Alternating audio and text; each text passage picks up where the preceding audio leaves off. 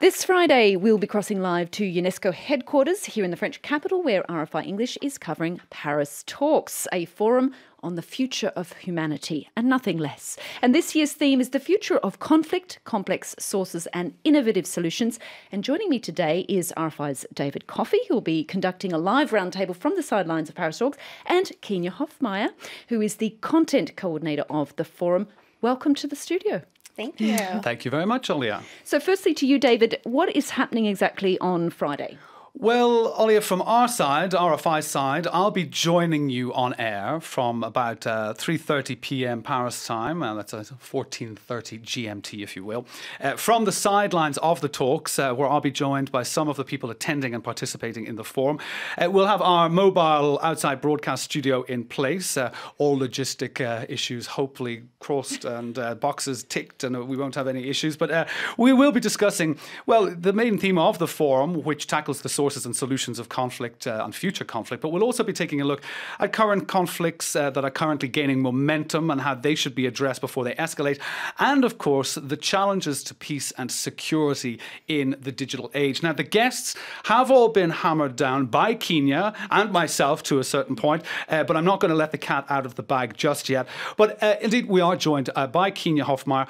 You are coordinating the conference and setting the agenda for Paris Talks 2019. It's great to have you on today, and it's great for Ollia to bring us onto the programme ahead of Friday's event. But first, I think for our listeners, Keenya, can you explain how Paris Talks evolved and how last year's forum on the future of humanity came into being? Yes. Well, first, thank you for having me on today. It's a pleasure to be in the studio with you guys.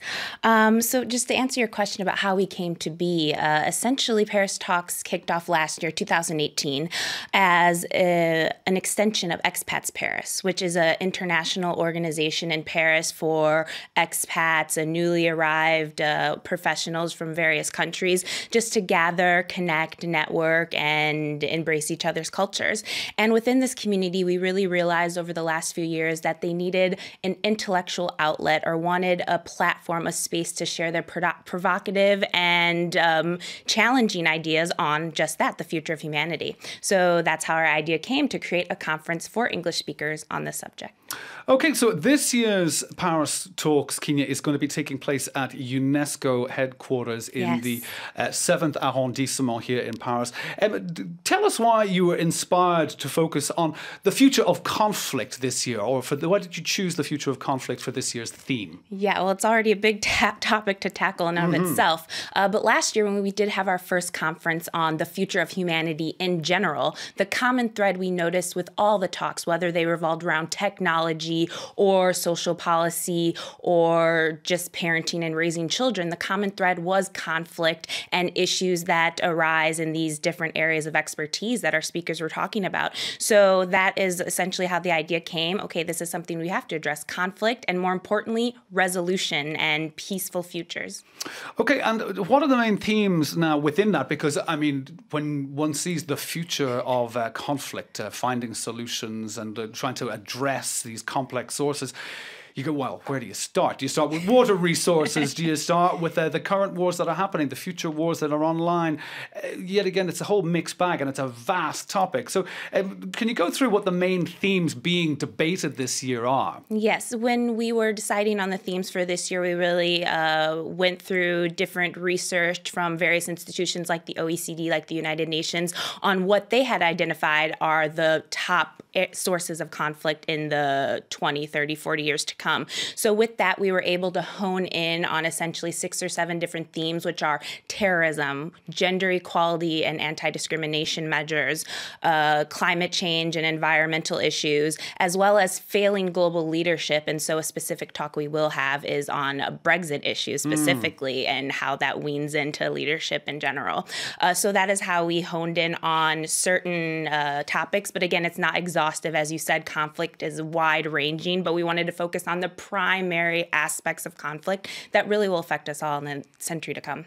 So, I mean, a lot of bases are going to be covered there. And I think, if I'm right, at 5:30 that day, well, to everybody out there, I think I'm going to be moderating one of those debates, which is One World. If I'm right in this, Yes. Keenya, you are the content Yes. manager. It's inclusive approaches to preventing conflict. That's right. So I'm going to be joined by a former minister from Pakistan. That's Exactly. Marvi Mervam. Sonia Ben Ali, who was with us earlier this week, who is the founder of Urban Refugees. Definitely. And Timo Elliott, Yes. who is a very interesting character. And he's very much a specialist on the ethics in war. Is there such a thing? I mean, gone are the 19th century, take my blade, you have vanquished me, and we salute you and your head is spared. I think now it's very much... well, I mean, it's a war of attrition is what we can see in places like Syria and Yemen, etc. Now, I've mentioned a few people that I'll be talking to during the debates on Friday. But tell us about the keynote speakers who will be taking the podium this Friday. Yes, well, this year our keynote speaker is Dr. Lassina Zerbo, who is the Executive Secretary for the Comprehensive Nuclear Test Ban Treaty Organization.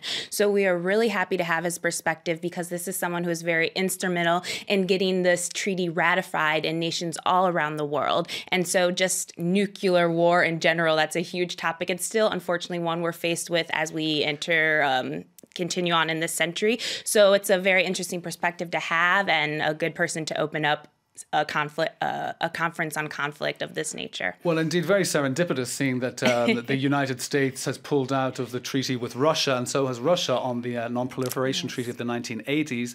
And of course, Brexit is going to loom large because even from yesterday to today and tomorrow, we all literally don't know what's hanging in the air in the House of Commons. We just don't know which way it's going to go. If we did, I think we'd all be down at a betting shop and making our millions. But unfortunately, it's not the case. But the Paris Talks Forum also, in the format of the talks, it also includes working group sessions and workshops throughout the day.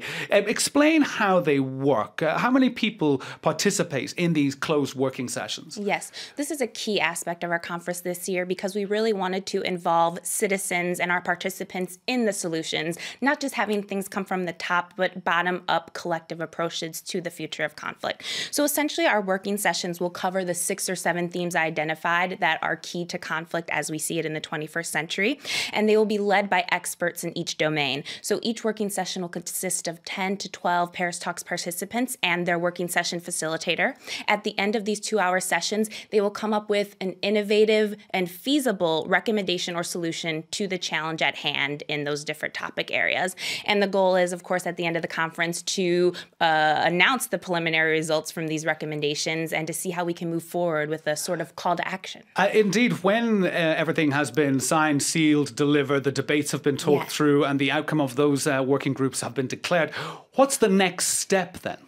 Our ultimate goal is to present the recommendations in the form of a white paper to major international institutions such as the OECD or the United Nations to really give this paper to the people who have the power to see it spread and influenced around the world and with people in positions of power, but also with the input of the global citizens, the people that these decisions really impact. So we think that's important to kind of work together on this front. And in your experience in this domain and organising the talks last year and this year, are these white papers taken seriously? I mean, are they taken with with goodwill, and how are they moved forward?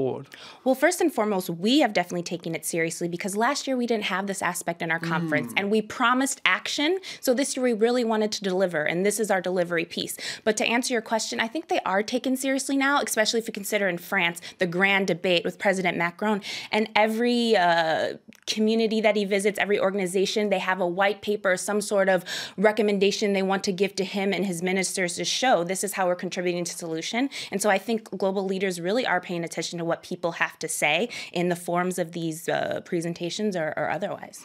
And finally, to wrap up on this, you yourself, we've mentioned this in our discussion here today. I mean, the future of conflict is a vast subject.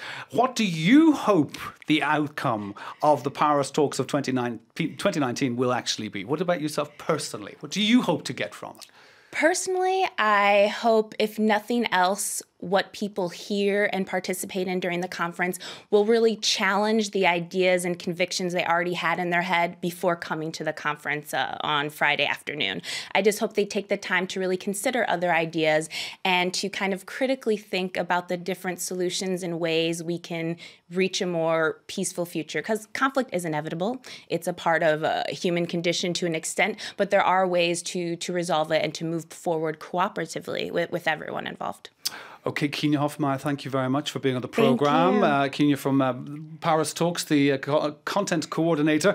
And myself and Ollia will be playing kind of a tandem game. You'll be here and I'll be there. I mean, any logistics questions from your side of things for Paris Talks? I think we'll have to go with the flow because it'll really depend on your illustrious guests to work through those various topics that are dense, but hopefully with fresh ideas. Yes. It'll be very interesting to hear. They'll So definitely I think that there'll be a lot to definitely to broach there. And of course, we are, if you can get onto our Twitter page, our Facebook page and our Twitter feed on RFI English, there are 5 tickets being given away. If you are anyone there who is in Paris this Friday, there are 5 tickets to be given away.